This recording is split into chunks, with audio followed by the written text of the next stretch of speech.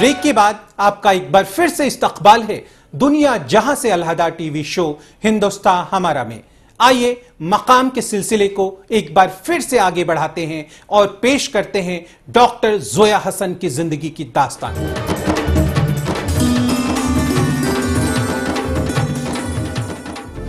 कौम की बिनाह पर बेकसूरों की गिरफ्तारी को वो क्रिमिनल जस्टिस सिस्टम की ज्यादती मानती है। सिक्योरिटी का एक इशू है क्योंकि ये बात सामने आ रही है कि जो पूरा क्रिमिनल जस्टिस सिस्टम है हिंदुस्तान में उसकी कुछ ज्यादतियां हैं और क्योंकि एक पूरा इस वक्त ग्लोबल जो माहौल है टेररिज्म को लेके कितना बड़ा इशू है, तो वो उसका असर यहाँ पर भी हुआ है और उसकी वजह से कभी कभी सिर्फ शुबहे की बेसिस पे बहुत जो नौजवान मुसलमान हैं उनको अरेस्ट करके और कितनी बार अखबार में आता है कि उनको आपने महीनों सालों बगैर किसी एविडेंस और कन्विक्शन के वो जेल में है और फिर उनको जब छोड़ा जाता है तो मालूम होता है कि कोई केस ही नहीं है। तो ये एक इशू क्रिमिनल जस्टिस का जो एक इशू है वो भी एक है। उन्हें लगता है कि अब कौम की नुमाइंदगी ऐसे हाथों में पहुंच रही है जिनके लिए तालीम, रोजगार और सेफ्टी अहम मुद्दे हैं। देखिए, लीडरशिप का तो एक क्राइसिस है, इसमें कोई दो राय नहीं हो सकती हैं और ये मसला तो बहुत दिनों से है, मगर अब पिछले कुछ बरसों में एक नई लीडरशिप इमर्ज हो रही है और वो लीडरशिप जो है वो उसका फोकस जो है वो तालीम, लाइवलीहुड, इन सब इश्यूज के ऊपर है। सच्चर कमेटी ने ये दिखाया है कि मुस्लिम रिप्रेजेंटेशन सिविल सर्विस में, गवर्नमेंट में, लेजिस्लेचर्स में, सब में बहुत कम है और उसकी कुछ वजह तो ये है कि मुसलमानों में एजुकेशन की कमी और वो दूसरा एक तरह से डिस्क्रिमिनेशन भी है। इनकी जाती जिंदगी की बात करें तो इनका निकाह इनके पुराने दोस्त और जामिया मिल्लिया इस्लामिया के साबिक vice chancellor doctor Mushirul Hasan से हुआ। डॉक्टर मुशीरुल हसन इनके बेहद अजीज दोस्तों में शुमार हुआ करते थे। दोनों के ख्यालात भी काफी मिलते जुलते थे। दोनों खानदानों की आपसी रजामंदी के बाद ही इनका निकाह हुआ था। दोनों यूनिवर्सिटी में हैं और एक एकेडमिक इंटरेस्ट है और एकेडमिक प्रोफेशन में हैं, तो बहुत कॉमन इंटरेस्ट हैं, बल्कि एक तरह से ये कॉमन इंटरेस्ट की ही वजह बहुत बड़ी वजह है जिसकी वजह से एक कंपेनियनशिप है और बहुत सी चीज़ों में एक ही नज़रिया है। इन्हें फिल्में देखने का बेहद शौक है। पहले जो फिल्म्स जो देखते थे, जो इसको की कहते हैं पैरेलल सिनेमा, न्यू सिनेमा, वो तो खैर अब ख़त्म ही हो गया।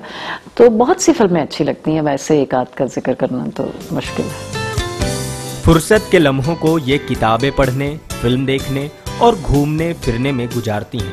इन्हें शहरी जिंदगी बेहद पसंद है और अपनी पसंदीदा शहरों की लिस्ट में, जैसे बहुत से लोग हैं वो हिल स्टेशंस जाना चाहते हैं, इस तरह से, वो तो मुझे इतनी नहीं, तो इसलिए हमें तो लखनऊ, दिल्ली, बम्बई, हैदराबाद, ये जो शहर हैं ये तो हमें बहुत पसंद है और इन्हीं शहरों में पुणे अब मुझे अच्छा लगता है। मुल्क के लोगों से इनकी यही इल्तिजा है कि सभी तालीम लें, रोजगार हासिल करें और मुल्क की तरक्की के लिए इसके मेन स्ट्रीम में शामिल हों।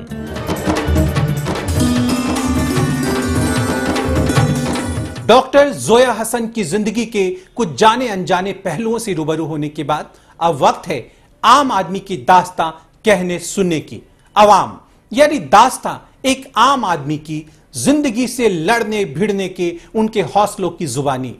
अवाम में आज बारी है प्रेसिडेंट अवार्ड से नवाजे जा चुके टीचर और कलमकार सईद कलीम नकवी साहब की, जिनकी कहानी हमेशा जिंदगी में आगे बढ़ने का हौसला देती है।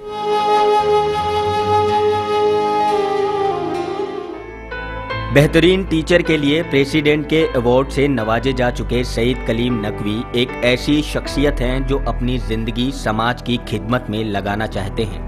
वे तालीम की एक ऐसी मशाल जलाना चाहते हैं जो आने वाली नस्लों की राहें भी रोशन करता रहे। तालीम का जज्बा उनके अंदर इस कदर कूट कूट कर भरा था कि उन्होंने अपने बैंक की जमी जमाई नौकरी छोड़ दी और टीचिंग के पेशे में आ गए। बैंक में सिलेक्शन हुआ सिंडिकेट में, लेकिन मिजाज बैंक का नहीं था। पैसे से रग़बत नहीं हुई, बैंक की नौकरी छोड़ी। मूलतः उत्तर प्रदेश के अमरोहा के रहने वाले नकवी साहब का बचपन लखनऊ की गलियों में गुजरा। उन्होंने अपनी तालीम भी वहीं रहकर हासिल की। बचपन से ही इनकी ख्वाहिश लीग से हटकर काम करने की थी। तालीम और तरबियत तो जैसे इनके मिजाज में शामिल था। चुनांचे इसलिए उन्होंने पढ़ने पढ़ाने के प्रोफेशन को चुना। शुरुआती दिनों में ये लखनऊ में ही रहकर तालीम देते रहे। इनकी तमन्ना वहीं रहकर लोगों की खिदमत करने की थी, लेकिन वक्त के आगे किसकी चली है, लिहाजा एक दिन इनको लखनऊ छोड़कर दिल्ली आना पड़ा। मेरी छोटी बहन को दिल्ली में सर्विस लगी। वो दिल्ली में सर्विस लगने की वजह से उसे प्रोटेक्शन की ज़रूरत थी, तो मेरी वालिदा का इसरार हुआ कि तुम दिल्ली आ जाओ। हमने सोचा कि कोई बात नहीं, देखा जाएगा, दिल्ली आ जाते हैं। दिल्ली में हमारा टीचिंग का ही जॉब शुरू हो गया। दिल्ली आने के बाद भी ना तो इनकी सोच बदली और ना ही इनकी ख्वाहिशें। दिल्ली आने के बाद भी ये टीचिंग से ही जुड़े रहे और अपनी ख्वाहिशों को परवान देने में जुटे रहे। तालीम और इल्म से इन्हें जुनून की हद तक मोहब्बत है।